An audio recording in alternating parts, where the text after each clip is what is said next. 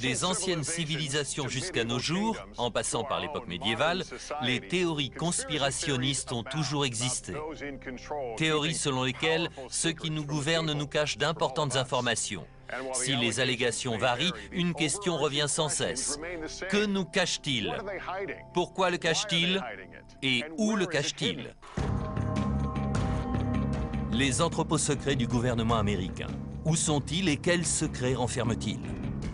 Les lois fédérales ne s'appliquent pas à un lieu qui n'existe pas. Ce soir, nous allons mener l'enquête. Comment les gens entrent là-dedans? Une enquête qui va nous mener dans le monde entier à la recherche de réponses, en commençant par des personnes haut placées à Washington. Y a-t-il des bases militaires dont on ignore l'existence? Jusqu'à une base militaire abandonnée à Montauk, guidée par l'enquêteur Richard Dolan. On commence déjà à voir les perturbations. Nous survolerons la légendaire zone 51 dans le Nevada en compagnie du chercheur Glenn Campbell. Hélicoptère 966, vous êtes à 5 km d'une zone d'accès restreinte. Puis nous traverserons l'océan pour nous rendre dans ce qui sont sans doute les plus grandes archives sur Terre, le Vatican. On peut aller voir les archives maintenant?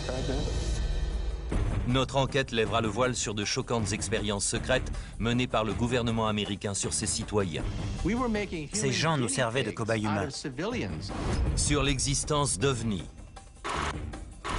Je ne pouvais pas leur dire ce que j'avais fait parce que c'était top secret. Des éléments découverts sur une base secrète pourraient prouver que le gouvernement américain nous cache la vérité sur les extraterrestres depuis des décennies. Ce n'est pas humain. C'est très étonnant. Je n'ai jamais rien vu de pareil. Nous rencontrerons des informateurs qui nous diront ce qui est caché et où. Il y a des milliers de tunnels souterrains. Et pour la première fois à la télévision, nous vous montrerons des images d'un extraterrestre qui aurait été dérobé dans la zone 51. Rejoignez-nous dans cette expédition pour découvrir la vérité sur ce que nous cachent les gouvernements.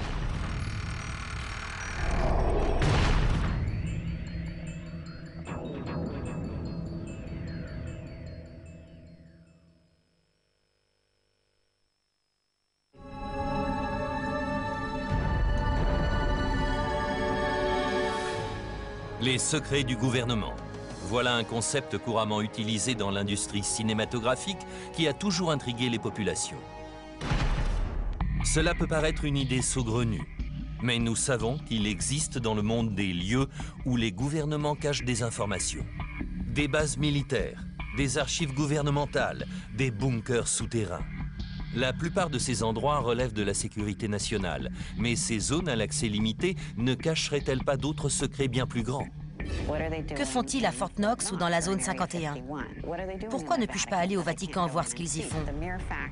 Le simple fait de refuser l'accès de ces lieux aux gens comme vous et moi nous oblige à nous demander pourquoi ils le font et ce qui se passe dans ces lieux secrets ou durant ces réunions secrètes. Ces lieux dont nous ignorons parfois l'existence cachent-ils des informations que nous devrions connaître? C'est en tout cas l'avis de certains. Je pense qu'il existe un nombre important de lieux souterrains cachés à travers le monde. D'endroits comme l'entrepôt 13. Tout est compartimenté, enterré dans le plus grand secret. Je ne sais pas si cela concerne le contrôle de l'esprit ou les ovnis, ou peut-être des armes biologiques, ou je ne sais quoi encore. Mais le secret, c'est la règle, pas l'exception. Pour répondre à ces questions, nous débutons notre enquête à Washington, D.C. Afin de nous faire une idée sur l'ampleur du goût du gouvernement pour le secret, nous allons interroger John Podesta, ancien chef de cabinet du président Clinton, qui a longtemps plaidé pour une transparence totale du gouvernement. Le gouvernement est-il parfois allé trop loin en voulant à tout prix garder le secret sur certaines choses? Bien sûr, le gouvernement va parfois trop loin à vouloir garder le secret sur tout. Ce genre d'habitude à la peau dure. Il faut être vigilant et s'assurer que les citoyens disposent du maximum d'informations que nous pouvons leur donner. Pense-t-on que les Américains ne seraient pas capables d'entendre ces informations? Ceux qui classent ces informations pensent que les gens ne sont pas en mesure de les recevoir ou n'ont pas besoin de les connaître. Ça peut être très dangereux à long terme. Je pense que le public est capable d'entendre ces vérités. Y a-t-il beaucoup de choses que nous ignorons? Certaines opérations délicates sont gardées secrètes. Leur succès en dépend. Cela dit, on se sert beaucoup de ce prétexte, alors qu'il ne s'agit pas toujours de questions de sécurité. Parfois, c'est aussi parce que, si les gens étaient au courant, ils ne voudraient pas que le gouvernement agisse de la sorte en son nom. Une des plus grosses sources de spéculation porte sur l'existence de dossiers classés secret défense sur les ovnis. Pourquoi les États-Unis ne sont-ils pas plus ouverts, plus honnêtes au sujet des ovnis, confirmant ou infirmant leur existence? C'est vrai, c'est une question que je me pose souvent. Y a-t-il vraiment là-bas quelque chose que les Américains ne doivent pas connaître? Avec le recul, peut-être que ce qu'ils faisaient là-bas à l'époque nous paraîtrait un peu idiot aujourd'hui. Mais les gens ont le droit de savoir. Alors que le gouvernement américain s'entête à cacher les documents sur les ovnis dans des entrepôts secrets, d'autres pays, eux, ont décidé de tout révéler. En 2008, le Royaume-Uni a décidé de déclassifier ses dossiers sur les ovnis. Et pour la première fois, des témoins, dont certains membres de l'armée américaine, ont pu raconter leur histoire. Je ne pouvais pas leur dire ce que j'avais fait parce que c'était top secret. Milton Torres était pilote de chasse dans l'armée américaine. En 1957, alors qu'il est stationné au Royaume-Uni, une étrange mission lui est confiée. Ils m'ont dit qu'il s'agissait d'une mission d'assaut. Puis ils ont dit, c'est un objet volant non identifié. On veut que tu l'abattes. Quand Milton Torres atteint les coordonnées transmises, une énorme forme apparaît sur son radar. Il faisait des manœuvres que je n'arrivais pas à suivre. Il s'arrêtait, puis repartait à angle droit. Je suis arrivé, et à 20 secondes du tir, il a disparu. Il a décollé à une vitesse comme 10 fois la vitesse du son. On n'a pas d'avion aussi rapide. J'ai eu peur pour ma vie. De retour à la base, Milton Torres reçut l'ordre de ne jamais révéler ce qu'il avait vu dans le ciel ce jour-là. Ils m'ont dit, cette mission a été classée secret défense. Vous ne devez en parler à personne. Ni à votre femme, ni à votre chef, à personne. En divulguant des informations confidentielles, vous risqueriez la prison. Milton Torres ne sait toujours pas ce qu'il a vu ce jour-là sur l'écran de son radar, mais il a des soupçons. Je ne crois pas que nous soyons seuls. Et celui qui a construit cette machine en savait bien plus que moi. Le gouvernement américain détiendrait-il dans ses dossiers secrets d'autres histoires comme celle de Milton Torres? Même au sein de la classe politique, certains pensent que oui. L'ancien gouverneur de l'Arizona, Fife Symington, qui a assisté au phénomène inexpliqué appelé les Lumières de Phénix, pense qu'il s'agissait d'extraterrestres que le gouvernement a voulu cacher. En 1997, j'ai vu un très grand vaisseau en forme de triangle naviguer silencieusement au nord de Phoenix. Nous voulons que le gouvernement arrête de nous faire croire que chaque phénomène a une explication rationnelle. Nous avons droit à une plus grande transparence et je pense que le gouvernement se doit d'enquêter sur ce genre de faits. Le député de l'Ohio, Denis Kucinich, affirme lui aussi qu'il a vu un ovni. Monsieur Kucinich, avez-vous vu un ovni? Oui, c'était un objet volant non identifié. J'ai vu quelque chose. Le gouvernement aurait-il des informations sur des technologies extraterrestres qu'il nous cacherait? Je suis convaincu que notre gouvernement détient des preuves physiques, des informations concernant l'existence d'OVNI.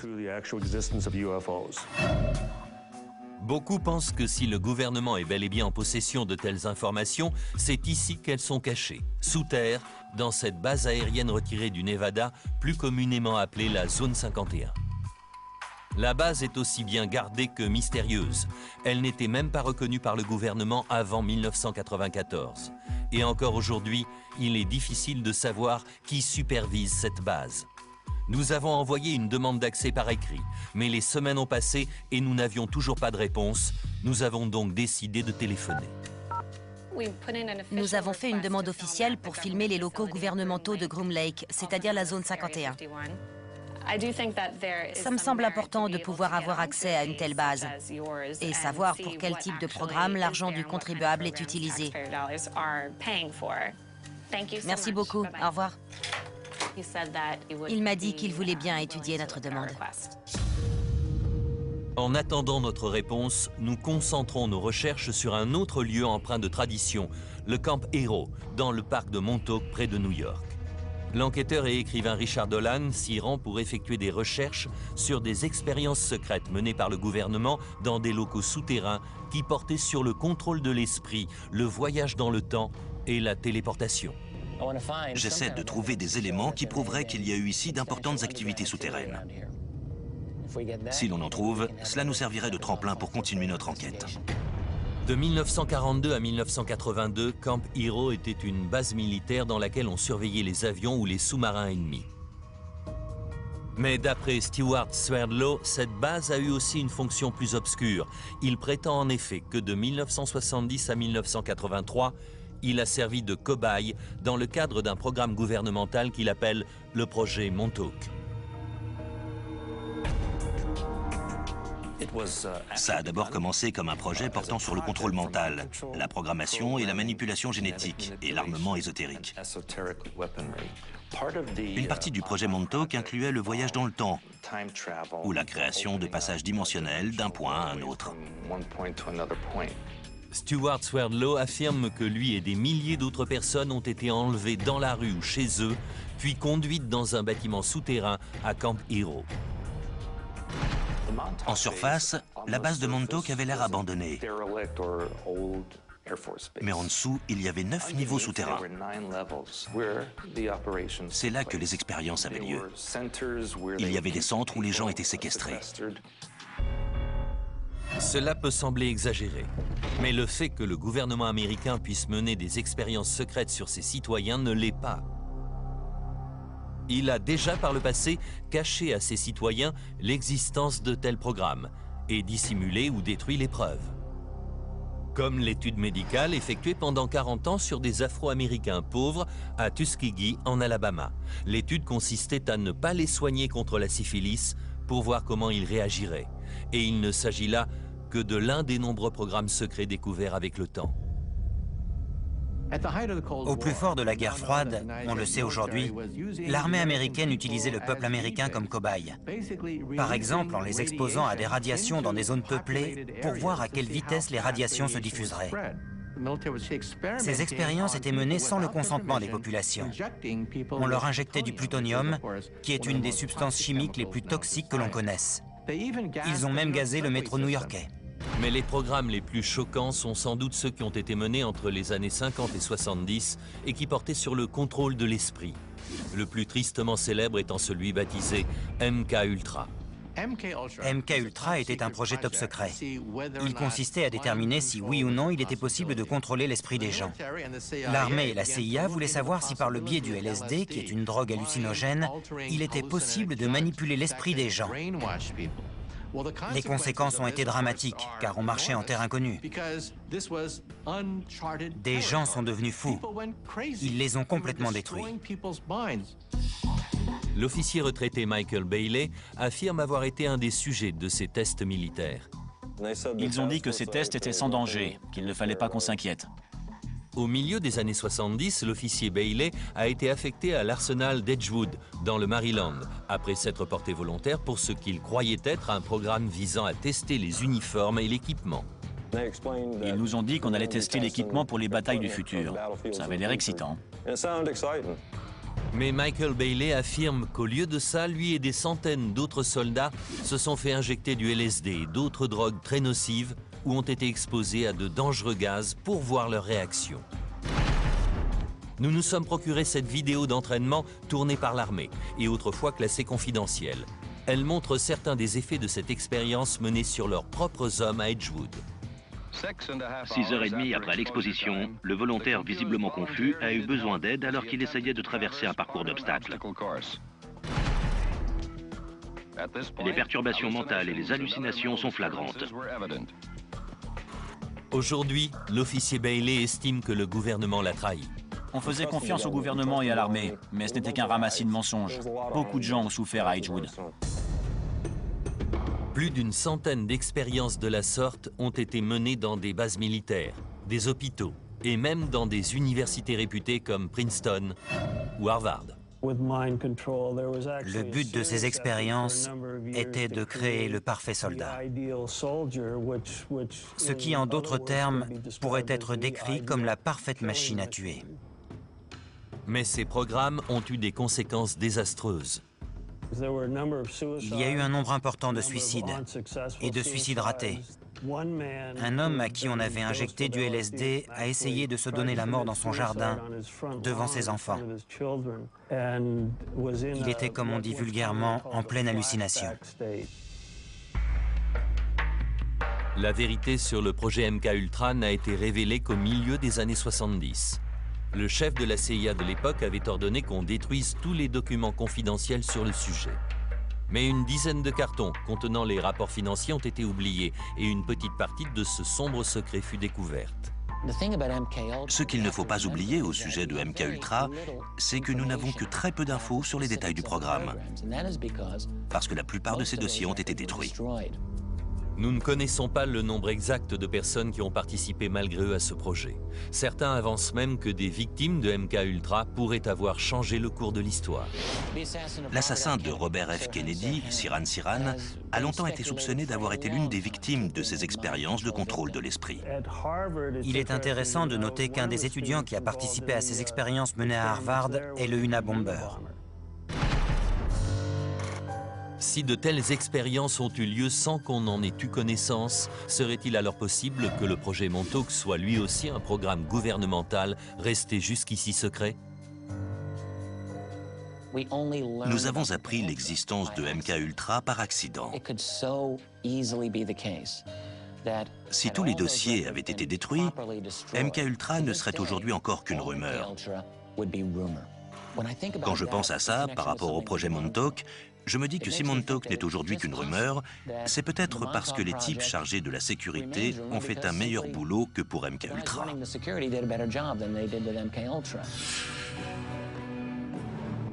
Le gouvernement américain a-t-il mené des expériences secrètes dans les bunkers souterrains de cette ancienne base militaire? C'est ce que Richard Dolan espère pouvoir prouver. Si ce qu'on dit au sujet du projet Montauk est vrai, ça changera tout sur ce qu'on croit savoir sur ce monde. Et je dois dire que si vous voulez monter un programme secret, Montauk est l'endroit rêvé pour le faire. Et ce, pour plein de raisons.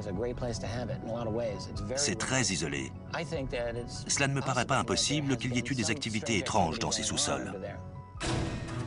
La base étant devenue un parc national, nous avons demandé aux responsables du parc l'autorisation d'accéder aux zones souterraines. Leur réponse a été qu'ils n'étaient pas au courant de l'existence de tunnels à Camp Hero. Mais Richard Dolan a entendu une autre version. On m'a dit qu'il y avait des constructions intéressantes dans cette zone. J'ai lu qu'il y avait des tunnels. Je voudrais voir quelque chose. Ce qu'il va découvrir nous fera peut-être changer d'avis sur le projet Montauk. Qu'est-ce que c'est que ça? Attendez. Qu'est-ce que c'est? Dans quelques instants, nous rejoindrons Richard Dolan à Montauk où nous emploierons les technologies les plus modernes pour explorer les sous-sols. Ça pourrait bien être une structure souterraine. Ensuite, nous examinerons certains éléments qui pourraient apporter la preuve que l'armée américaine nous cache l'existence d'une vie extraterrestre depuis des années. Est-ce la preuve qu'on attendait tous? Mais d'abord, c'est à Rome que nous nous rendons pour tenter de franchir les portes du Vatican afin de visiter l'un des lieux les plus mystérieux du monde, les archives secrètes du Vatican. Personne ne sait exactement ce que renferment les archives du Vatican. C'est tellement grand. Tout ceci quand Secret Défense revient.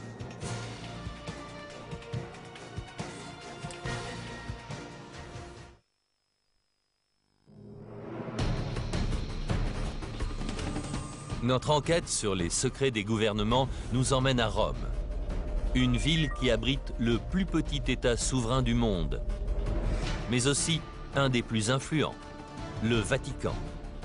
C'est le siège de l'Église catholique et de son milliard de fidèles. Bien que son pouvoir ne s'étende que sur 44 hectares, son influence, elle, est mondiale.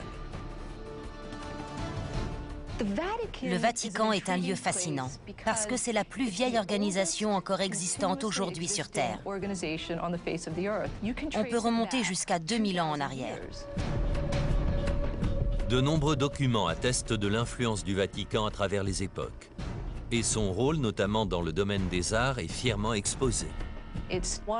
C'est un des plus grands, si ce n'est le plus grand dépositaire de l'art, de l'histoire, de la tradition, de la théologie et des documents écrits. C'est un vrai trésor. Derrière moi se trouvent les murs sacrés du Vatican et à l'intérieur ses archives secrètes. 80 km d'étagères contenant des milliers de documents. Il s'agit sans doute des archives les plus riches de l'histoire du monde. Et pourtant, elles sont interdites à la plupart d'entre nous. Pendant des années, des universitaires et des citoyens se sont demandé ce qu'elles recelaient. Le Vatican cacherait-il d'importants secrets ? Personne ne sait exactement ce qu'il y a dans les archives du Vatican. C'est tellement grand. Et les universitaires n'ont qu'un accès partiel à ces archives. On n'en connaîtra jamais l'intégralité.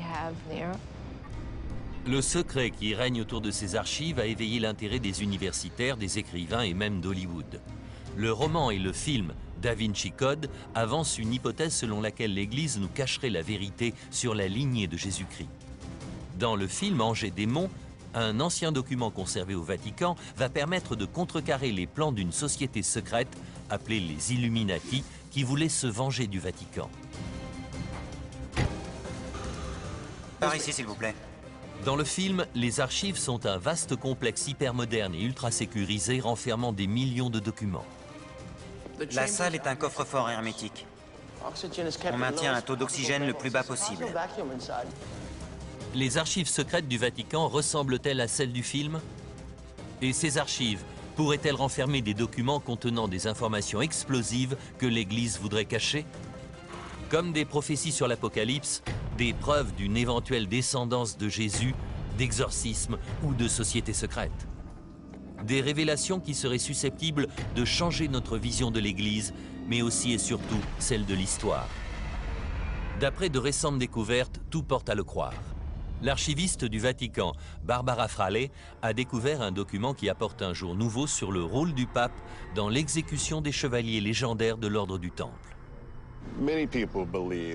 Beaucoup de gens pensent que c'est le pape Clément V qui a demandé une enquête sur les Templiers et qui les a désavoués, causant ainsi leur perte. Vous avez trouvé un document. Que nous apprend-il sur cette histoire? En 2001, nous avons retrouvé dans les archives secrètes du Vatican un parchemin original du pape Clément V, dans lequel il demande une audience à huis clos pour les maîtres de l'ordre du Temple, et durant laquelle il va les absoudre car il était convaincu qu'ils n'étaient pas hérétiques. Nous savons aujourd'hui que l'Église n'a jamais condamné l'ordre du Temple, et que c'est un acte de violence abusif du roi Philippe le Bel qui est à l'origine de la chute de l'ordre. Mal archivé il y a des centaines d'années, ce document n'avait jamais été découvert. Mais se peut-il alors qu'il existe des documents dans ces archives concernant des événements importants de l'histoire qui n'aient pas encore été trouvés? Il y a encore des millions de documents à découvrir dans les archives secrètes du Vatican. Quel genre de documents le Vatican peut-il alors nous cacher, intentionnellement ou non? À en croire les rumeurs les plus fréquentes, le Vatican nous cacherait des informations importantes concernant les prophéties sur la fin du monde, comme le fameux troisième secret de Fatima. Il s'agit d'une des prophéties les plus connues de la religion catholique.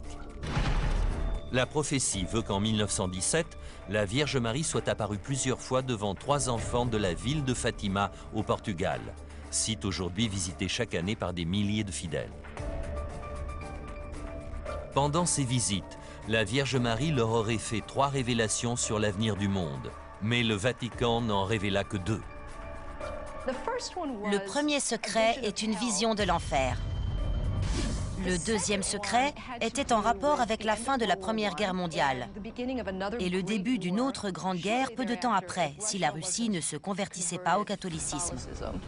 Mais le troisième secret n'a pas été révélé. Et beaucoup, comme le spécialiste de Fatima, Christopher Ferrara, se sont demandé ce qu'il pouvait bien être. En 1960, pour des raisons inconnues, le Vatican a fait savoir que le secret allait être placé sous scellé pour l'éternité. Mais le 26 juin 2000, devant la pression grandissante, le Vatican a finalement cédé et dévoilé la vision. L'annonce de cette révélation a été reprise par la presse du monde entier. Pendant des années, les gens ont spéculé sur ce troisième secret, pensant qu'il s'agissait d'une prophétie sur la fin du monde. Aujourd'hui, devant un demi-million de fidèles, le Vatican a révélé ce secret. La vision montrait un évêque vêtu de blanc, abattu de plusieurs balles.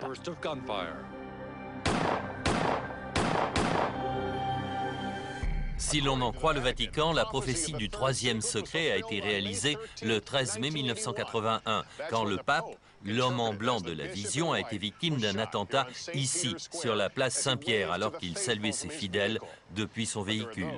Mais certains pensent que le troisième secret de Fatima se trouve toujours à l'intérieur du Vatican et que ce qu'il contient est encore plus troublant.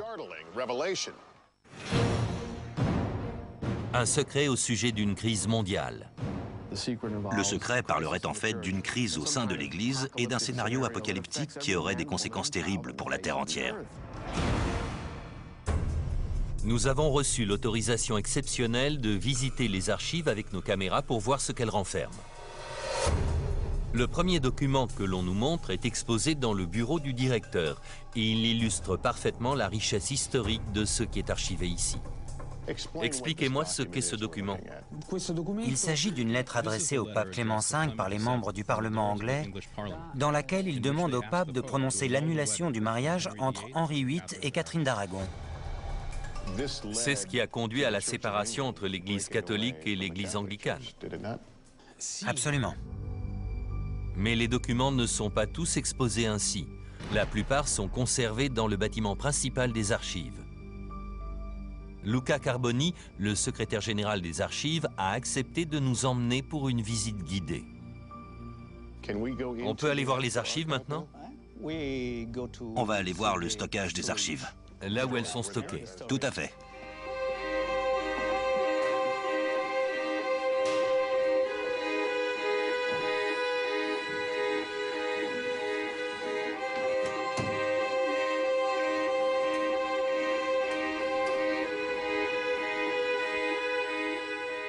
En arrivant dans le bâtiment principal, on est immédiatement saisi par le nombre impressionnant de documents qui s'y trouvent.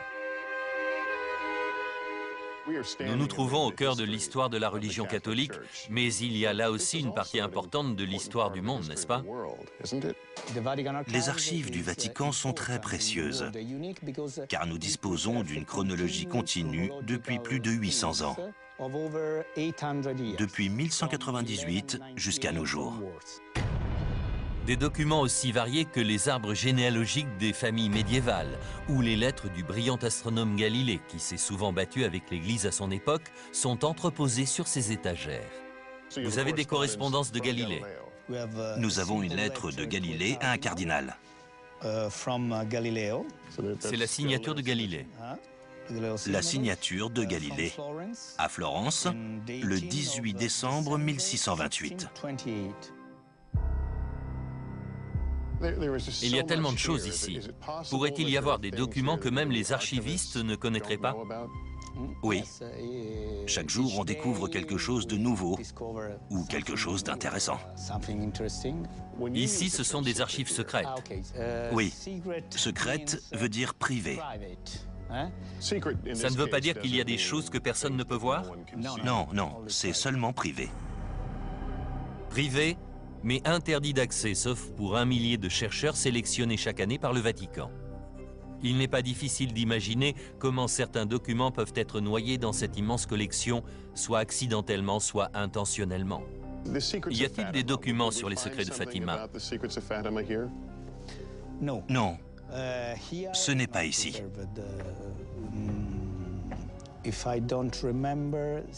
Si je me souviens bien, ce n'est pas ici. Où sont gardés ces documents? Le Vatican dispose-t-il d'autres salles d'archivage? Même à l'intérieur de ce bâtiment, certaines pièces sont interdites aux visiteurs, comme la salle des parchemins qui renferme certains documents très anciens et très importants. Les universitaires et les chercheurs peuvent venir ici. Non, non, seulement le personnel du Vatican. Tous les parchemins sont ici? Nous gardons 50 000 parchemins dans cette salle, sur 2 étages. L'air est différent, c'est climatisé ici? Oui, l'air est purifié ici. Et qu'est-ce qu'il y a là? Ce sont les fameux jugements des Templiers. Des rouleaux de parchemin de 3 mètres. On peut les voir? Non, c'est fermé. Ces archives secrètes sont sans aucun doute un lieu unique, mais le Vatican ne nous a apporté aucune preuve confirmant ou infirmant les rumeurs sur la présence de documents secrets dans ces locaux. Nous nous rendons donc à Montauk, dans l'État de New York, à la recherche d'indices sur d'éventuelles expériences souterraines menées sur le contrôle mental et le voyage dans le temps. Puis nous irons enquêter dans les bases militaires les mieux gardées du pays pour tenter de retrouver des rapports secrets qui apporteraient la preuve de l'existence d'extraterrestres. Tout ceci dans Secret Défense.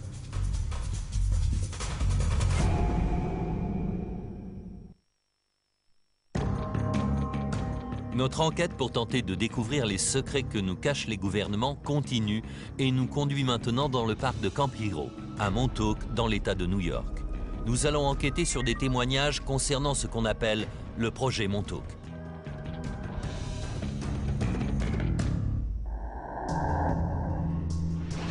D'après ces témoignages, le radar qui se trouve derrière moi fut un jour l'épicentre des dangereuses expériences de manipulation de l'esprit du projet Montauk.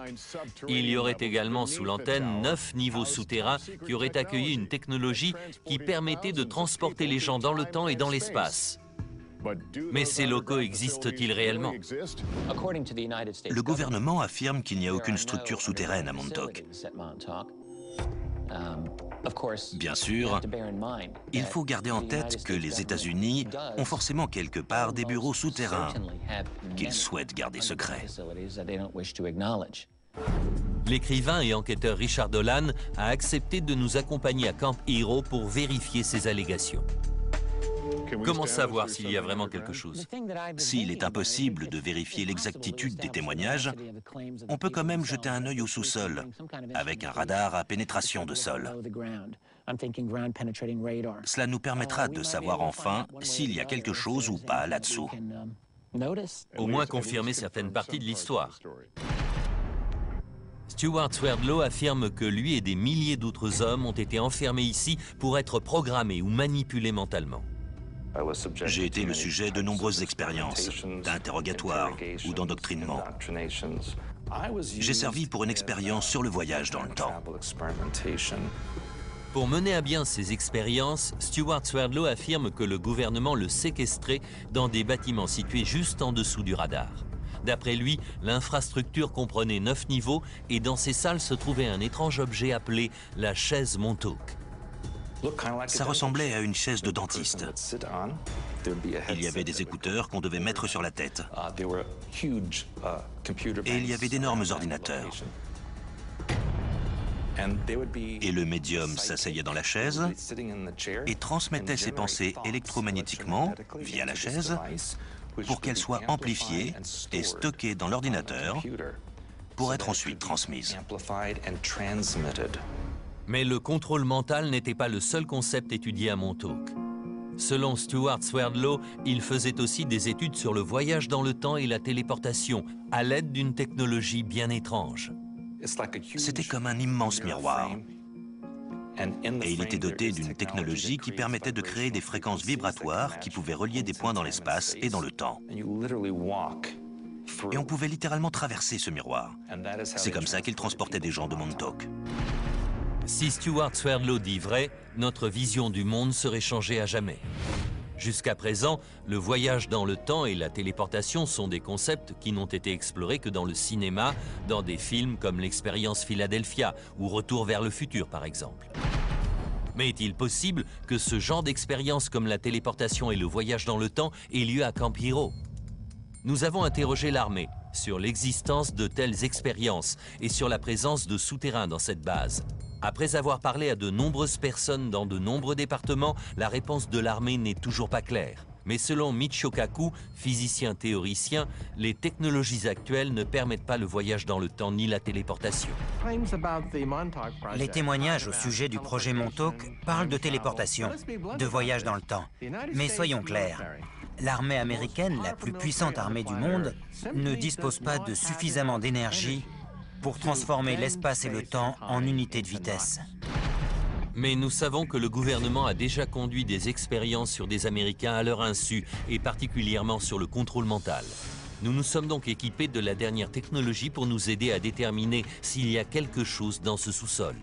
Jamie Harmon et Dan Welch sont des spécialistes des radars à pénétration de sol. La technologie dont ils disposent devrait permettre de détecter toute anomalie souterraine.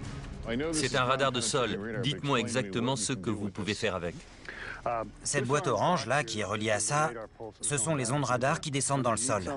Si elles rencontrent quelque chose, une matière différente, comme de la pierre ou du métal, nous aurons une réflexion qui remontera à la surface. Donc s'il y a un tunnel, par exemple, on le verra clairement sur l'écran. Oui, il faut savoir interpréter les images, mais ce sera sur l'écran. Aujourd'hui, la zone autour du radar est fermée au public par des clôtures, apparemment pour des raisons de sécurité à cause de risques de chute de débris. Mais Stuart Swerdlow a une autre version. Si cet endroit est clôturé, c'est parce qu'en dessous, il y a la partie principale de la base Montauk. Ils ne veulent pas qu'on pénètre à l'intérieur. L'entrée est verrouillée. Mais le parc nous a donné l'autorisation exceptionnelle d'entrer dans la zone entourant le radar, en nous recommandant de ne pas approcher trop près de l'antenne. Le signal est relativement fort. Nous n'avons pas beaucoup de temps. Aussi, nous décidons de nous séparer en deux équipes. Richard Dolan va examiner la zone au compteur Geiger pour détecter d'éventuelles traces de radioactivité autour du radar. Il indique juste en dessous de 10. C'est très bas. Ne trouvant rien d'anormal, il part explorer la zone dans l'espoir de trouver d'éventuelles entrées à la base souterraine. De son côté, l'équipe radar sonde la zone autour de l'antenne. Et dès le début, les signaux que nous recevons sont surprenants. On commence déjà à voir les perturbations. Ça correspond aux anomalies qu'on s'attendait à trouver. Donc ça commence ici. Oui, et les signaux sont puissants. Il doit y avoir 3 mètres de profondeur. Là, c'est la surface. Donc on voit nettement que ça commence ici. Oui. Pendant ce temps, Richard Dolan ratisse les bois entourant le radar. D'après Stuart Swerdlow, il existe dans cette zone tout un réseau de tunnels souterrains. Dans l'ancienne base, on peut voir que des espèces de bouches d'égout ont été construites un peu partout. D'après l'armée, il s'agit du système d'égout ou de l'évacuation de l'eau. Mais en fait, ce sont des trappes pour s'échapper de la base souterraine. Voici une des nombreuses trappes qu'il y a dans cette zone. Elle est remplie d'eau. Il y a une bouche remplie d'eau et une échelle qui descend. On dirait que ça déborde. Ça a l'air condamné. Oh, je sens que je vais regretter ce que je suis en train de faire. Je voudrais voir si c'est profond. Ça a pu être conçu pour évacuer l'eau. Ils utilisaient peut-être beaucoup d'eau. Pourquoi mettre une échelle dans une bouche d'évacuation d'eau? Richard Dolan trouve plusieurs trappes comme celle-ci, mais elles ne descendent qu'à 2 mètres sous terre. Il nous rejoint donc. Et les résultats sont très intéressants. On a effectué plusieurs passages dans cette zone et il semblerait qu'à peu près à 3 mètres de profondeur, on ait quelque chose d'intéressant. Est-ce qu'on voit aussi que c'est plat? Oui. La surface est plate. Alors, étant donné la topographie du lieu, de cette colline, vu la pente, s'il y a quelque chose de plat, je dirais que c'est l'œuvre de l'homme. En d'autres termes, ce pourrait être le toit de quelque chose qui descendra encore plus bas? Absolument. Ce pourrait être le toit d'une chambre souterraine. C'est ce qu'on a de plus convaincant pour l'instant. C'est typique du mystère qui entoure Montauk. Parce que ça nous donne un peu de quelque chose, mais pas assez pour être sûr. Voilà ce qu'on a. C'est à 3 mètres sous terre. Mais s'il y a 9 niveaux, là, on ne peut voir que le toit du premier niveau. C'est ça. Donc on ne peut pas savoir ce qu'il y a après ça. Ce que le radar a découvert est peut-être la première étape qui permettra un jour de savoir s'il y a quelque chose dans ce sous-sol. Mais sans l'accord des autorités pour creuser, impossible d'en avoir la certitude. Mais notre enquête ne s'arrête pas là pour autant. Il nous reste encore un endroit où chercher des preuves d'une base souterraine dans la région. Les tunnels qui avaient été construits entre la ville et le manoir de Montauk existent toujours. Les tunnels partent du manoir et vont jusqu'à la base. Nous sommes au manoir de Montauk, un vieil hôtel construit en 1927, pour voir si ces tunnels existent et s'ils mènent à Campiro, 8 km plus loin. Où sommes-nous? Ce sont les tunnels d'accès, les fondations du manoir Montauk. Ouais. Ils ont été construits en 1927. Ces tunnels vont assez loin. Jimmy Hackett travaille au manoir et il explore ces tunnels depuis des années. Vous êtes allé jusqu'au bout? Une bonne partie, oui. Mais il reste encore une portion inexplorée où je ne suis pas allé. Avez-vous déjà visité Camp Hero? Oui, on y allait souvent quand on était petit, quand c'était encore une base militaire en activité. Il y avait, je ne sais pas comment ça s'appelle, mais c'était comme des tunnels. On descendait par des échelles en métal dans ces tunnels carrés. Attendez, vous parlez des trappes? Non. Elles sont différentes? Oui, ce sont des plaques de ciment carré avec des couvercles en métal. Elles ont été scellées depuis? Oui, elles ont été bouchées depuis. Mais il y a bien des tunnels sous Camp Hero. Oui. Nous commençons notre visite des tunnels. Rapidement, ils deviennent plus bas, plus étroits et quasi impraticables. Et l'on n'en voit pas le bout. Passons par là. Par là, attention à la tête. Ouais.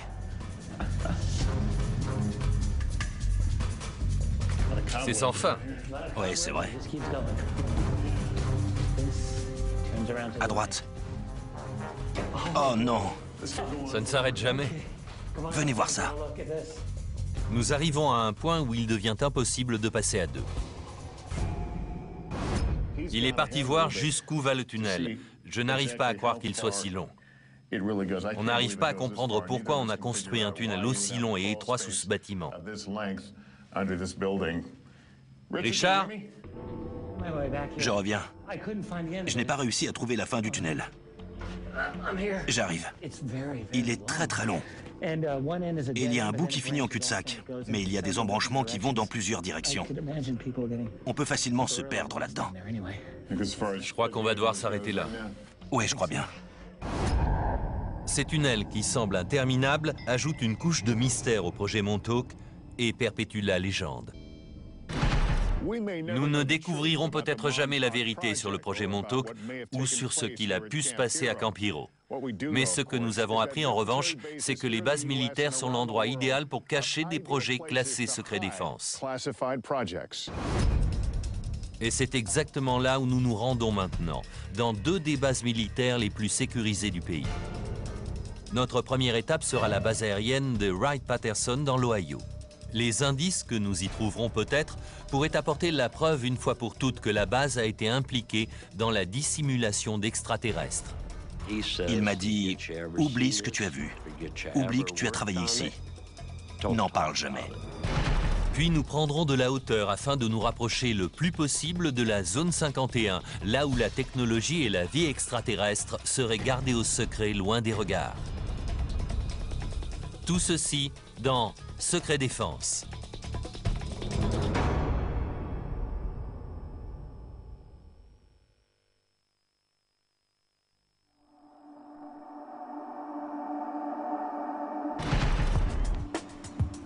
Notre enquête pour tenter de découvrir les secrets que les gouvernements nous cachent nous emmène à travers le monde. Nous sommes allés à Montauk dans l'État de New York pour tenter d'en savoir plus sur des expériences de voyage dans le temps et de manipulation de l'esprit. Nous avons traversé l'océan Atlantique pour chercher dans les archives secrètes du Vatican les réponses aux mystères les plus anciens.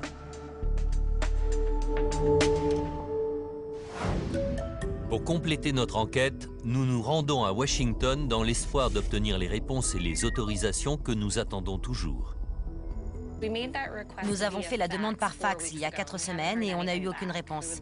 On souhaiterait vraiment visiter la base.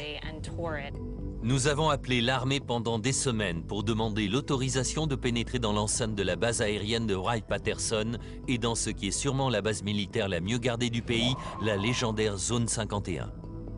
Ah, vous n'avez jamais autorisé de visite? Après avoir appelé de nombreuses agences gouvernementales, nous avons finalement en ligne un représentant de l'armée qui accepte de réexaminer notre demande. Merci beaucoup, c'est très gentil. La réticence du gouvernement à nous laisser visiter ces bases militaires ne fait qu'attiser notre curiosité.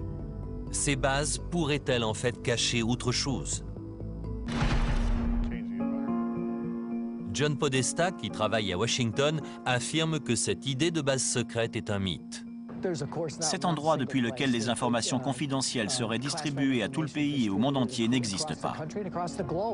Y a-t-il des bases militaires dont on ignore l'existence? Des bases souterraines secrètes? Eh bien, si elles sont secrètes, comment peut-on les connaître? Les responsables de la base Wright-Patterson ont décliné notre demande d'interview. Mais nous avons pu parler avec le député Michael Turner, qui représente le district de Dayton, Ohio, là où la base est située. La base aérienne de Wright-Patterson est la plus grande base du monde. Plus de 20 000 personnes y travaillent, la plupart dans la recherche et le développement. Elle a travaillé sur tous les avions de l'armée, depuis celle des frères Wright jusqu'à l'avion furtif. Michael Turner reconnaît que les recherches qui y sont menées contribuent au développement de théories qui veulent que des technologies extraterrestres y soient enfermées. Vous avez une base de 3000 hectares et seulement 10 avions. On y fait essentiellement de la recherche, mais c'est un terrain fertile pour les spéculations. Des spéculations en partie alimentées par le rôle de la base de Wright-Patterson dans le célèbre incident de Roswell en 1947. Le gouvernement a donné au moins 4 versions officielles différentes sur ce qui s'est écrasé ce jour-là dans le désert du Nouveau-Mexique. Si les théories diffèrent, certains faits sont indiscutables. Une note du FBI datée du 8 juillet 1947 indique que l'épave de ce qui semble être une soucoupe volante a été transportée par avion dans le plus grand secret jusqu'à la base Wright pour examen. Après l'incident de Roswell, la base de Wright-Patterson a accueilli un programme gouvernemental portant sur l'étude des ovnis appelé Blue Book. Je pense que les gens qui s'intéressaient aux ovnis se sont tournés vers l'armée pour avoir plus d'informations sur ce qu'il avait pu se passer, plutôt que de se tourner vers des gens qui avaient vu ou pensaient avoir vu quelque chose. L'armée a enquêté sur plus de 12 600 cas d'apparition d'ovnis. 700 d'entre eux étaient encore inexpliqués quand le gouvernement a fermé le programme en 1969.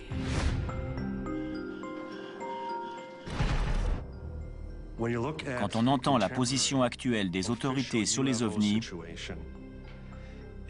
on dirait qu'ils ont fait leurs valises et qu'ils sont rentrés chez eux.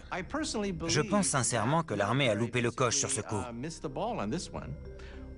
Qu'y a-t-il de mal à dépenser une partie de l'argent du contribuable pour enquêter sur ces événements? On trouverait peut-être quelque chose d'intéressant. Où est le mal à ça? Chaque galaxie contient à peu près 1 milliard d'étoiles. C'est à devenir fou. Et penser qu'on est les seuls, c'est complètement stupide. Les vrais cas compliqués allaient directement en haut lieu. Ils ne restaient pas à Blue Book. Mais où ils allaient, on ne le saura jamais. Le capitaine Robert Collins, aujourd'hui à la retraite, a passé 22 ans dans l'armée, dont 6 à Wright-Patterson. J'avais un accès aux informations classées top secrètes. Si Robert Collins, qui a pris sa retraite avec les honneurs en 1988, témoigne aujourd'hui, c'est parce qu'il veut que l'armée cesse de couvrir les recherches secrètes sur les ovnis qui ont d'après lui été menées sur la base pendant des décennies. Ça comprend tous les programmes secrets de l'armée, y compris tous ceux concernant la technologie extraterrestre, qui sont super secrets. De nombreux témoins soutiennent l'action de Robert Collins et affirment avoir eu accès à des preuves extraterrestres sur la base. D'après un rapport, les responsables auraient révélé l'existence du vaisseau de Roswell à un groupe d'élite qui aurait été envoyé en mission sur place. C'était des colonels, des généraux. Ils avaient été formés au lobbying, à l'espionnage. Il connaissait parfaitement nos technologies et il pouvait les manipuler, les retourner pour couvrir des missions à l'étranger. Parmi eux se trouvait le lieutenant-colonel Marion Magruder. Il a dit qu'il devait décider de rendre public ou non quelque chose qui s'était passé récemment.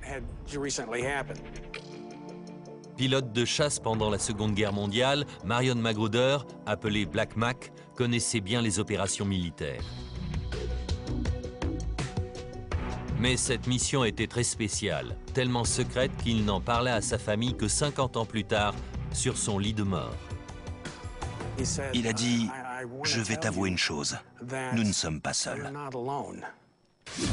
Marion Magruder raconte alors son incroyable rencontre avec un extraterrestre. Il éprouvait de la sympathie pour lui. Il a dit qu'il avait plus l'air d'un humain que d'un extraterrestre.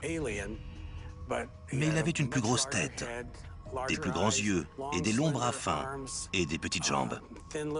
Et d'après mon père, il avait l'air très triste. Marion Magruder garda cette rencontre secrète jusqu'à ses derniers jours. Mon père disait, on l'a tué à cause des expériences et tout ça. Ça l'a beaucoup affecté. Ses souvenirs n'étaient peut-être pas la seule chose qui le hantait. Des gens venaient souvent lui rendre visite pour parler de ça. Et même si je ne saurais jamais qui étaient ces gens, je sais qu'ils voulaient s'assurer que le secret était bien gardé. L'armée nous a renvoyé à son communiqué de 1985 qui répondait aux rumeurs insistantes sur des ovnis. Il y est écrit que il n'y a pas et il n'y a jamais eu de visiteurs ou d'équipements extraterrestres sur la base de Wright-Patterson. Mais au fil des ans, les questions et les suspicions demeurent, alimentées par les témoignages d'anciens militaires, dont celui de Robert Collins, qui affirme que des bâtiments souterrains ont été construits de manière stratégique sous la base. Vous ne les trouverez jamais, sauf si vous savez où chercher. Dans un instant, nous examinerons des témoignages au sujet d'un labyrinthe complexe construit sous la base de Wright-Patterson. Puis nous étudierons des preuves physiques qui pourraient confirmer que le gouvernement nous cache des informations sur la vie extraterrestre. Je suis trop vieux pour me soucier de ma réputation. Puis nous nous rendrons dans le désert du Nevada pour une enquête exclusive dans la zone 51. Si les gens savaient ce qui s'est passé dans la zone 51, ils voudraient brûler l'endroit. Tout ceci dans la suite de Secret Défense.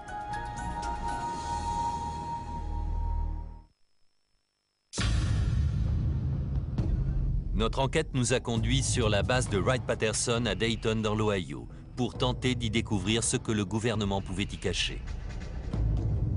Cette base est-elle l'épicentre d'un complot gouvernemental qui vise à dissimuler les preuves de l'existence d'extraterrestres? C'est en tout cas l'avis de nombreux chercheurs. Ils ont des preuves physiques même. À ce jour, tout indique que cela se trouve à Wright-Patterson.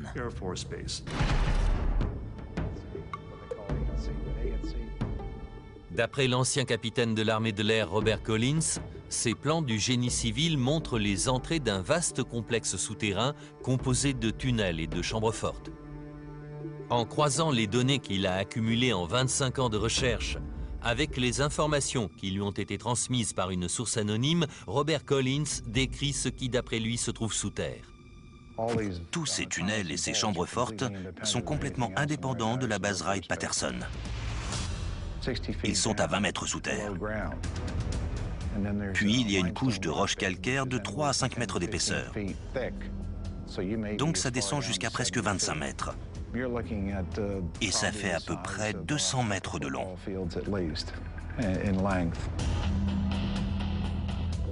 Il y a en gros 4 chambres fortes, de 30 mètres carrés chacune.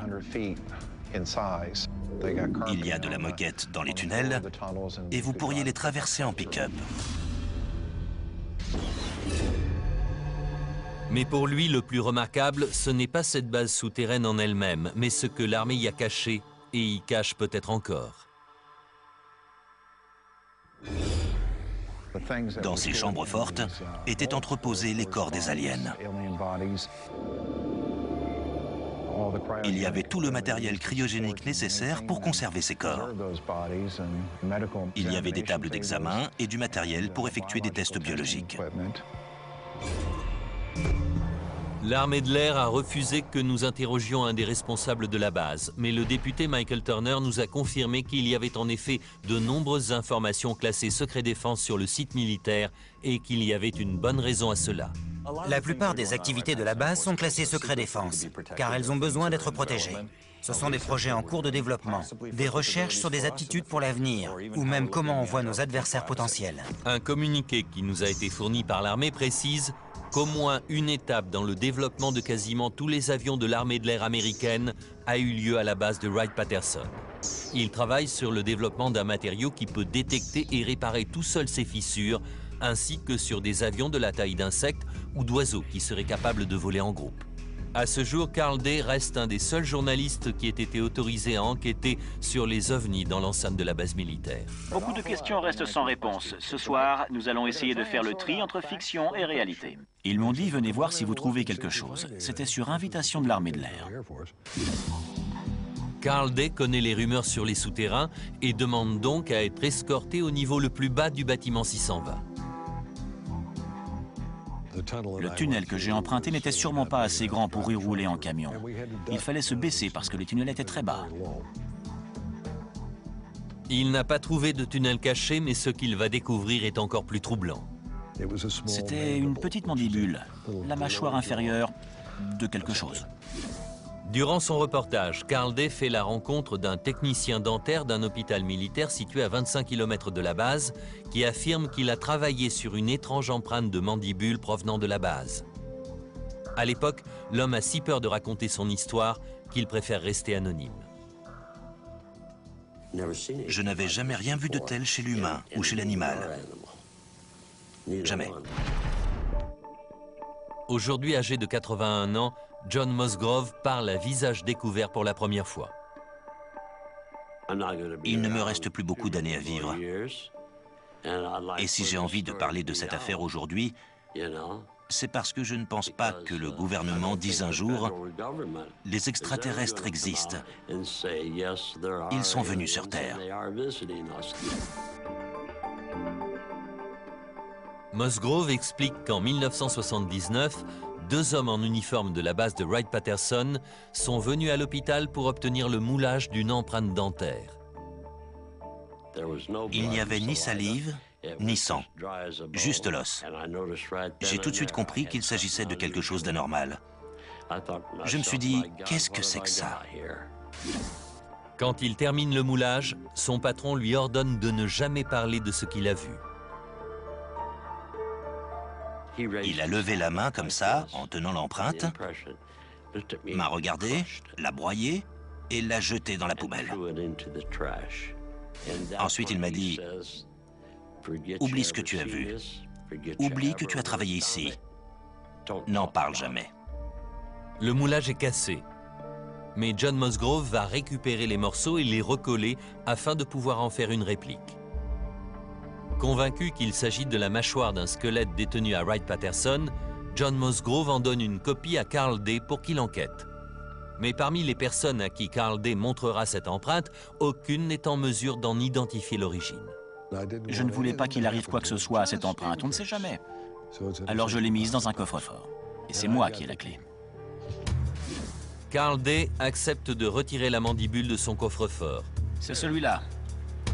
C'est la première fois qu'elle est montrée à la télévision.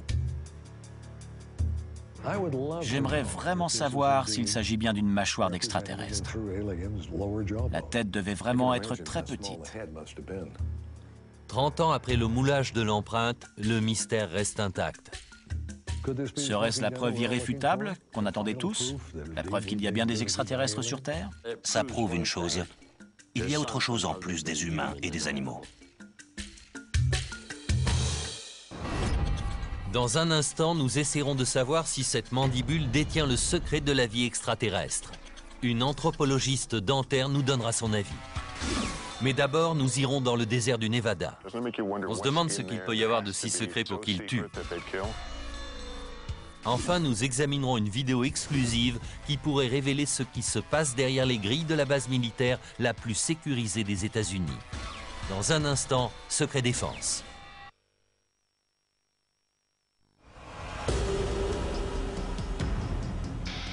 Notre enquête nous dirige vers l'une des bases militaires les plus mystérieuses. La fameuse Zone 51. C'est ce qu'on appelle une base noire, c'est-à-dire qu'elle a été conçue de façon à ce que son existence puisse être déniée. On ne peut même pas approcher la base tellement elle est surveillée. C'est donc très difficile de savoir ce que le gouvernement y fait. Le secret qui entoure la Zone 51 a rendu la base tellement célèbre qu'elle est décrite dans de nombreux films, comme Independence Day par exemple. Dans le film, la Zone 51 est dépeinte comme un immense laboratoire de recherche sur les ovnis, grouillant de soucoupes volantes et de corps d'extraterrestres. Après de nombreuses démarches pour obtenir un droit d'accès à la base, notre demande est rejetée. Je peux vous demander la raison de ce refus? L'armée de l'air a publié un communiqué expliquant que la base était utilisée à des fins d'entraînement et d'expérimentation pour des opérations cruciales pour l'efficacité des forces militaires américaines et pour la sécurité du pays, et que certaines activités et opérations passées et présentes sont confidentielles et ne peuvent être discutées. Nous décidons néanmoins de prendre la route pour tenter d'obtenir le maximum d'informations possibles sans avoir à enfreindre la loi. Je suis dans le désert du Nevada, à 2 heures au nord de Las Vegas, et je me dirige vers la fameuse Zone 51, un lieu qui renferme peut-être les secrets militaires les plus importants du pays. Les spéculations vont bon train quant à l'utilisation de cette base. Comme le montre le tourisme local, la plupart de ces rumeurs tournent autour de programmes menés sur des extraterrestres, des témoignages d'entrepôts souterrains. Il y a pas mal d'activités souterraines ici. Certains affirment que des scientifiques y travaillent sur la rétroconception de vaisseaux extraterrestres.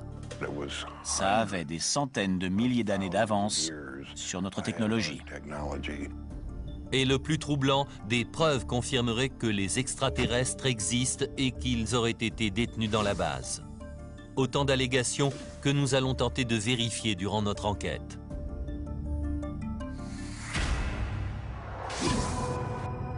Depuis sa construction en 1955, la Zone 51 a toujours été entourée de mystères.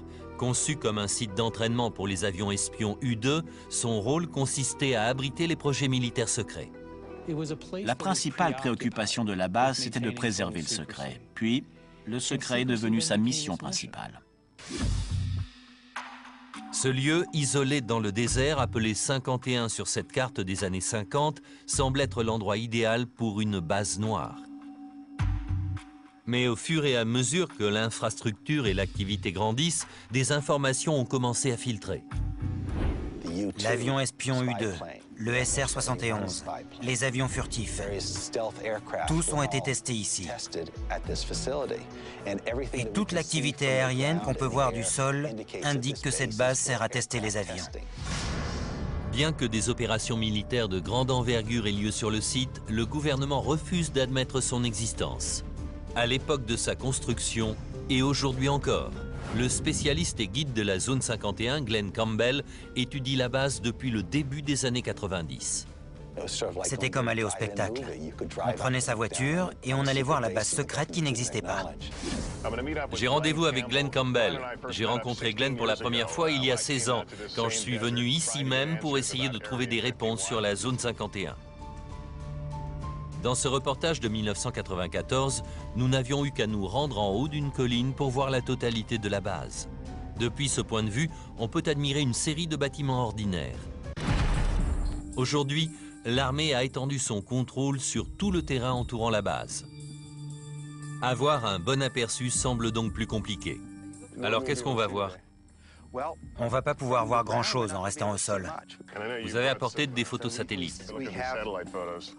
L'imagerie satellite est bien meilleure aujourd'hui. Certaines photos sont incroyables. Regardez les pistes d'atterrissage là. C'est avec ces photos qu'on voit le mieux. Oui, les mesures de sécurité qui entourent cet endroit font partie du mystère.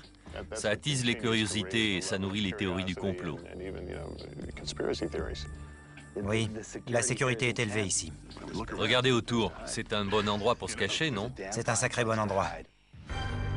C'est à la fin des années 80 que la zone 51 a commencé à attirer l'attention du public quand un physicien nommé Bob Lazar a fait des révélations explosives. Il prétend à l'époque qu'il a travaillé sur un projet top secret de rétroconception sur un vaisseau extraterrestre. Il m'a dit, John, j'y étais, je l'ai touché, c'était réel, c'était E.T. Ça ne pouvait pas venir de chez nous. Bob Lazar a refusé de nous recevoir pour une interview, mais il nous a renvoyés vers son ami John Lear, un pilote de ligne à la retraite qui a autrefois effectué des vols pour la CIA. C'est moi qui ai révélé l'existence de la zone 51. John Lear a poussé Bob Lazar à faire une interview télévisée pour lever le voile sur ses activités secrètes. Il m'a dit, OK, tant que je reste dans l'ombre.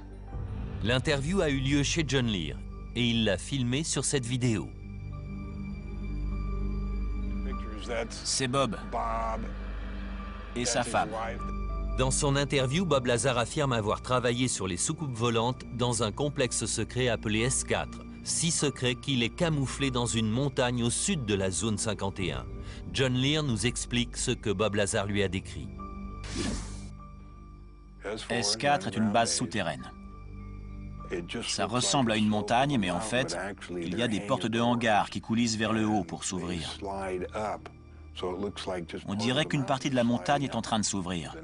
Ça mène à un laboratoire, et il y avait toute une série de hangars.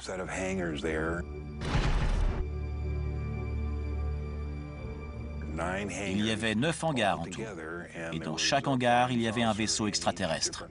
Et ils étaient tous différents.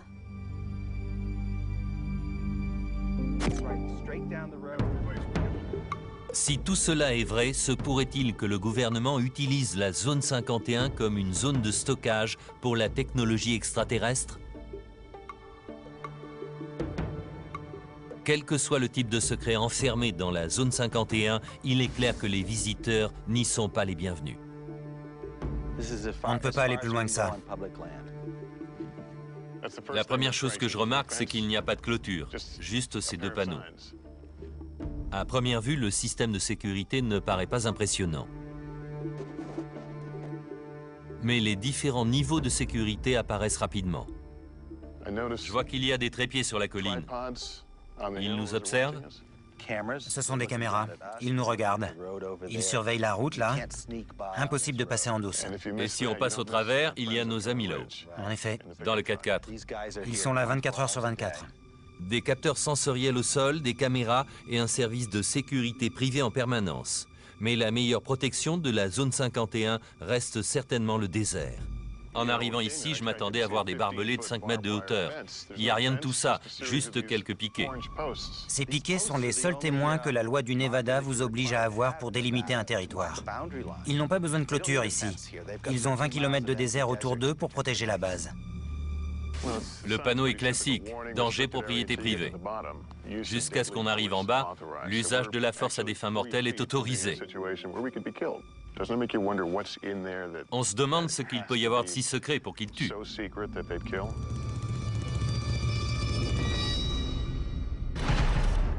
Des visiteurs extraterrestres pourraient-ils être retenus dans la zone 51?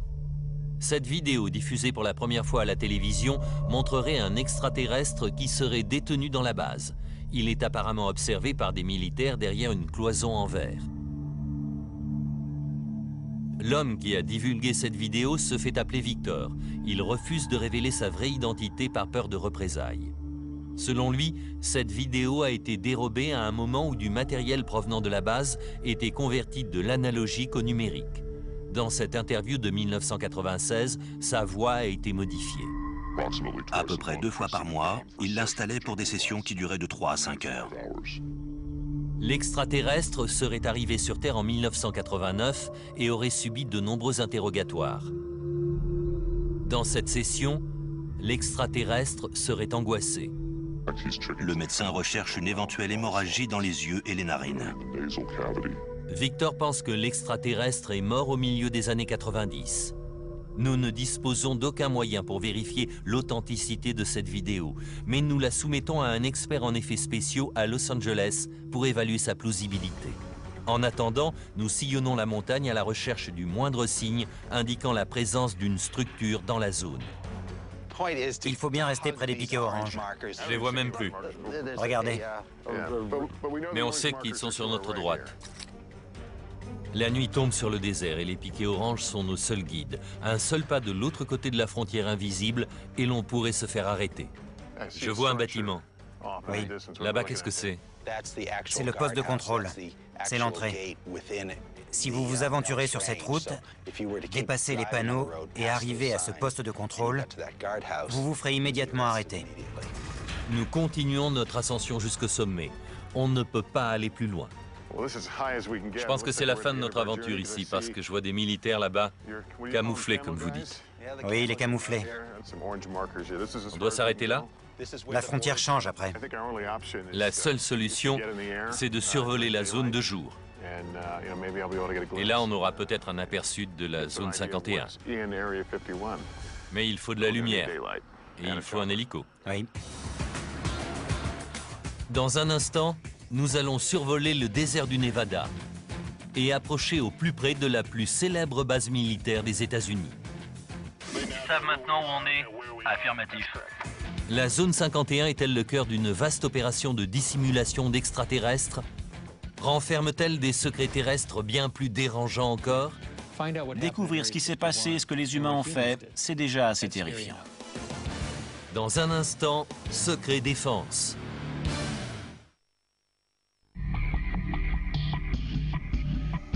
Les seules personnes qui savent ce qui se passe réellement dans la zone 51, ce sont les employés. Et leur identité jusqu'au personnel d'entretien est tenue secrète. Selon nos sources, ce bus blanc aux vitres teintées transporte tous les jours les employés des environs jusqu'à la zone 51. Ceux qui ne viennent bus font le trajet aller-retour dans un avion banalisé spécialement affrété pour eux. Ils viennent tous les matins de Las Vegas dans des avions privés appelés Janet sur les fréquences radio. Cette vidéo de surveillance montre des employés qui rentrent de la zone 51 dans ce 737 privé. Ces avions n'ont pas de nom de compagnie. Ils ont juste une bande rouge sur le côté. Travailler à la base signifie accepter d'adopter un style de vie secret. On ne peut même pas dire qu'on travaille là. Jonathan Turley est un avocat spécialisé dans les procès impliquant la sécurité du territoire. Il découvre la zone 51 en 1994 quand il est contacté par des employés gravement malades. En gros, on leur a dit de mourir en silence. Ils n'étaient pas censés parler à un avocat ni à un docteur.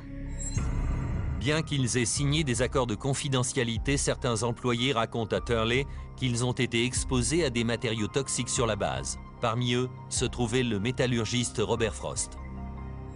Il ne pouvait pas dire au docteur sur quoi il travaillait ou ce à quoi il avait pu être exposé. Il aurait pu aller en prison pour ça. En 1994, nous avions interviewé la veuve de Robert Frost, Hélène. Elle nous avait parlé du premier jour où son mari était revenu avec d'étranges symptômes. Il est entré en hurlant. Je l'ai regardé, son visage était rouge vif et toute sa peau pelait complètement. Jonathan Turley intente un procès contre l'armée, l'accusant de négligence caractérisée dans la destruction de déchets dangereux ayant entraîné un empoisonnement. Ils ont creusé une tranchée de la taille d'un stade de football. Chaque semaine, ils la remplissaient avec toutes sortes de déchets toxiques. Et puis, ils y versaient du kérosène et faisaient brûler tout ça. Si la base opérait en secret, l'impact sur certains employés était difficile à cacher. Beaucoup d'entre eux ont développé une maladie étrange. On aurait dit qu'ils avaient des écailles de poisson sur le corps. Cette photo a été prise juste avant qu'il démissionne, en mars 1989. Ensuite, il a eu des grosses plaques sur le dos et sur tout le corps. Les clients de Jonathan Turley voulaient savoir ce à quoi ils avaient été exposés. Mais poursuivre le gouvernement pour obtenir la vérité était kafkaïen. À l'époque, le gouvernement niait jusqu'à l'existence de la base. À un moment, j'ai dit au juge, je peux vous y emmener, je peux vous montrer où c'est. Vous la verriez. Sans parler du côté légal, comment dire que ça n'existe pas? D'après Jonathan Turley, ce n'est qu'après avoir apporté des photos satellites de la base que le gouvernement a finalement reconnu l'existence de quelques opérations dans la zone. Ils pensaient qu'ils vivaient dans une zone spéciale qui n'était pas régie par les lois fédérales. Et que le fait même de tuer quelqu'un, c'était quelque chose dont ils ne seraient pas tenus responsables. Turley a intenté plusieurs procès au nom des employés contaminés. La bataille juridique dura 9 ans. Certains de ses clients moururent entre-temps. Les procès permirent d'obliger le gouvernement à conduire des enquêtes environnementales sur la base, comme requis par la loi. Au final, la Cour jugea qu'un des procès était discutable. Un autre obtint une fin de non-recevoir pour raison de sécurité du territoire. Les clients de Jonathan Turley n'ont obtenu aucune réponse, et la divulgation des enquêtes légales ordonnées par la Cour a finalement été annulée par dérogation présidentielle. Ce qui signifie que ces enquêtes peuvent rester secrètes, et elles le sont toujours aujourd'hui. C'est un terrible manquement. Et cela ne concerne pas que les responsables de la base. Ça remonte jusqu'au président. Ces gens étaient américains. Et il a fallu les protéger de leur propre gouvernement. Pour Turley, ces histoires d'extraterrestres ont fourni à l'armée un écran de fumée idéal. Tout le monde cherche une présence galactique. Du coup, personne ne regarde sur Terre s'il se passe des choses graves, des crimes. C'est pour ça que le gouvernement n'a jamais vraiment essayé d'enterrer ces histoires d'extraterrestres. Il préfère étouffer les affaires de crime. Ainsi, l'intérêt du public pour la zone 51 et ses légendes extraterrestres perdure. Les touristes viennent de partout pour jeter un coup d'œil à cette frontière. Il y a tous ces panneaux et toutes ces caméras sur la colline. Et les hommes dans les 4x4. On se dit, pourquoi vous ne voulez pas qu'on sache ce qu'il y a derrière? Qu'est-ce que vous cachez si bien? D'importantes restrictions du territoire dans les années 1980 et 90 ont fermé l'accès aux principaux postes d'observation entourant la base. Nous avons donc imaginé un autre plan. Nous n'avons rien pu voir, mais nous avons une autre option. Nous avons loué un hélicoptère. Nous allons donc essayer de survoler la zone interdite et voir ce que nous pourrons voir. Glenn Campbell va lui aussi porter toute son attention sur le ciel. Il s'apprête à enregistrer l'activité aérienne de la zone interdite au-dessus de la base grâce à ses puissantes caméras de surveillance. Il y aura 3 caméras. Ça fait 72 heures d'enregistrement. Ces 3 caméras vont filmer en continu et enregistrer toute activité inhabituelle qui pourrait avoir lieu au-dessus de nos têtes, de jour comme de nuit. L'idée, c'est de prendre cette montagne-là et ce petit pic de l'autre côté. Ouais, c'est mieux. En attendant les résultats, nous nous préparons nous aussi pour une petite surveillance aérienne. Bonjour. Tom? Oui. Après plusieurs refus, nous trouvons finalement un pilote qui accepte de nous emmener près de la zone 51. Ces zones sont interdites au public, mais ils ne nous disent pas pourquoi. Légalement, on a le droit d'aller jusqu'où? Il est recommandé de ne pas s'approcher à plus de 3 km de la limite. On va leur dire ce qu'on fait? Non, on va rien leur dire. S'ils demandent, on leur dira juste qu'on fait du tourisme. Allons-y. C'est parti. Squawk 4373 et un passager. 4373 et un passager pour le 966 Sierra Hotel. Maintenant, ils savent qui on est et où on va. Affirmatif. Durant le décollage, nous entendons une communication entre la tour de contrôle et un des avions banalisés du gouvernement. Janet pour la tour de contrôle 267 Nellis. Le contact est maintenu sur un 5000. L'avion auquel il s'adresse est appelé Janet. Les navettes aériennes. Nous dépassons la plus haute montagne et découvrons la zone 51. Je la vois maintenant. Nous sommes à peu près à 15 km de la frontière. Mais à peine l'apercevons-nous qu'un message radio nous rappelle à l'ordre. hélicoptère 966. Vous êtes à 5 km d'une zone d'accès restreint. Affirmatif. Affirmatif, mais nous n'irons pas plus loin que 3 km. Bien reçu. De toute évidence, dans les airs comme au sol, nous sommes sous étroite surveillance. Nous ne pourrons pas aller plus près que ça. Ce lieu est tellement surveillé qu'en fait, nous ne pouvons même pas pointer nos caméras vers la zone. Nous sommes à un peu plus de 2500 mètres d'altitude. C'est une belle journée. C'est la meilleure vue de la zone 51 que l'on peut avoir de l'extérieur. Je vais vous dire ce que je vois. Il y a 2 grands bâtiments avec des toits en aluminium. Ils sont très brillants. Je ne peux que supposer qu'il s'agit de hangars de quelque sorte. Il y a plusieurs bâtiments plus bas. Tous ont l'air d'être le long d'un lac asséché. Je vois aussi ce qui semble être une très longue piste d'atterrissage. Notre enquête a révélé le maximum de preuves sur la base que le cadre légal nous permet, depuis le sol et dans les airs. J'imagine qu'ils sont plus à l'aise maintenant qu'on est parti. Plutôt 2 fois qu'une. Une chose est sûre, le gouvernement a bien l'intention de garder le plus grand secret sur ce qui se cache à l'intérieur de cette base militaire.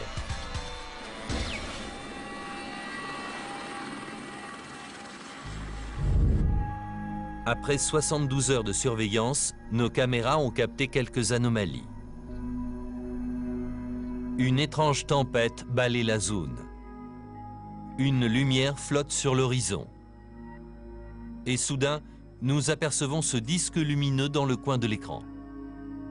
Après examen, la lumière s'avère être une voiture roulant sur une route désolée. Le disque, en revanche, reste inexpliqué. Selon Campbell, il pourrait s'agir de la Lune. Quand on vient dans le désert et qu'on regarde le ciel la nuit, on voit beaucoup plus d'étoiles que n'importe où ailleurs. Quand on voit ces millions de points de vie, il faudrait être fou pour penser qu'on est tout seul dans l'univers. Notre enquête continue et va nous conduire sur la côte Est pour analyser les différents éléments que nous avons pu découvrir. Que nous révélera cette prétendue vidéo d'un extraterrestre de la base 51 ? Cette mandibule renforcera-t-elle la thèse de leur existence? Je n'ai jamais rien vu de pareil. Les réponses dans quelques instants dans Secret Défense.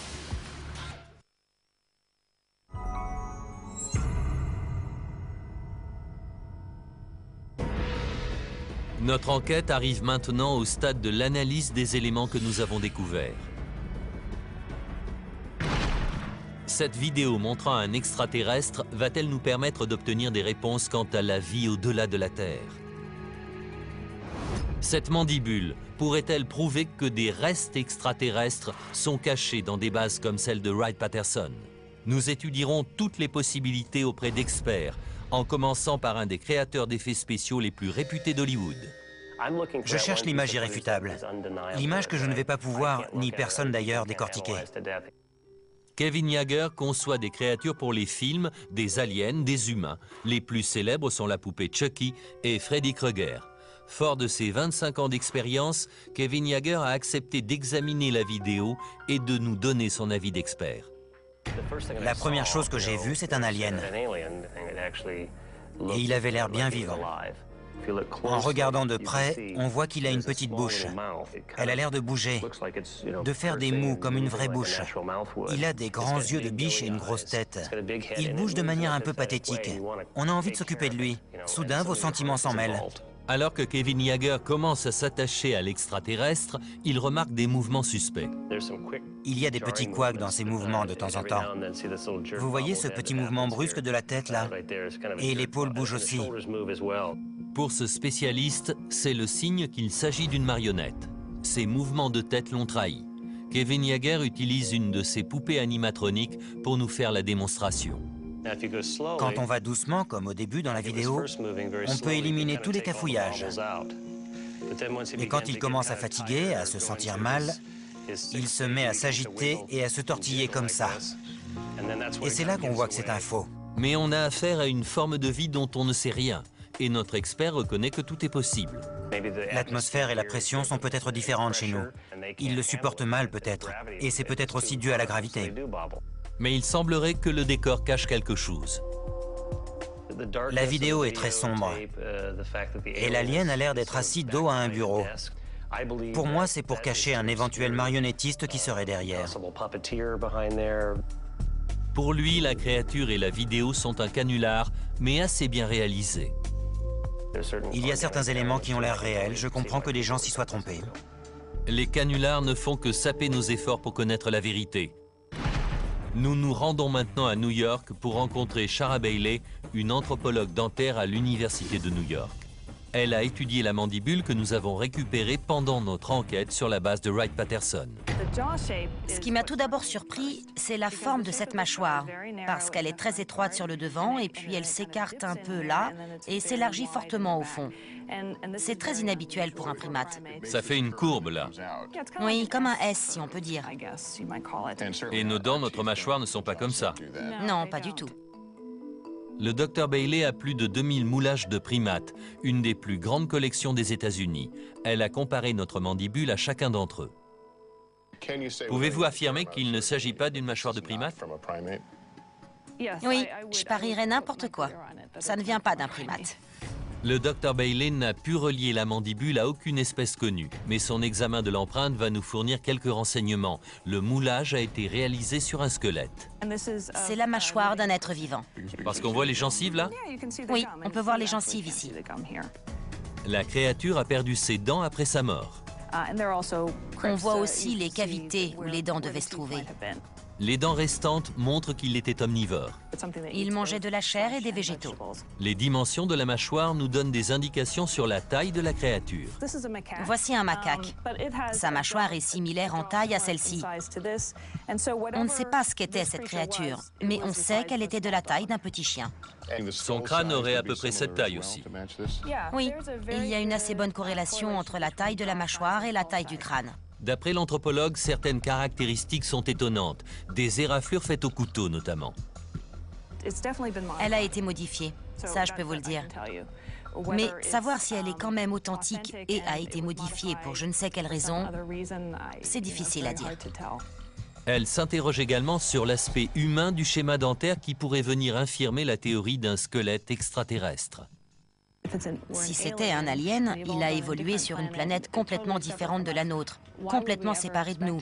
Pourquoi aurait-il le même schéma dentaire que nous, le même nombre de dents et le même type de dents qu'un humain? C'est très étonnant.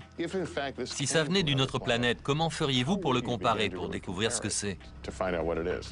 Tout ce que je peux faire, c'est le comparer aux êtres vivants de cette planète. Cette mandibule n'appartient pas à une créature habitant sur Terre, c'est une certitude. Cet objet supposé extraterrestre, combiné à la base militaire la plus complexe des États-Unis, ne sont peut-être que la partie émergée de l'iceberg de ce que le gouvernement veut nous cacher. Serait-ce un des nombreux secrets que les gouvernements gardent si bien cachés dans des entrepôts classés secret défense? Pour conclure, si l'on ne peut savoir avec certitude ce qui se passe dans nos sous-sols ou derrière des portes closes, nous pouvons en revanche être sûrs que nos gouvernements nous cacheront toujours certaines informations. En tant que société, nous avons le droit et le devoir de garder les yeux ouverts, de continuer à chercher pour découvrir ce qu'ils ne veulent pas qu'on sache et pourquoi. C'était Lester Holt. Merci à tous.